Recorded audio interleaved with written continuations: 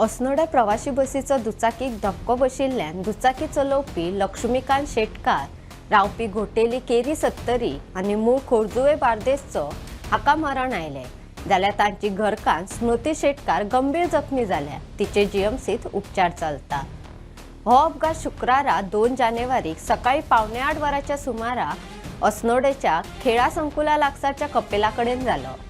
दुचाकी चलोवपी लक्ष्मीकांत शेटकार आपले घरकान्नी वांगडा मोटरसायकली वयल्यान म्हापशे सावन दिवचलचे दिशेन वतालो, जाल्यार वाळपय ते पणजी मार्गा वयली प्रवासी बस उरफाटे दिशेन येताली।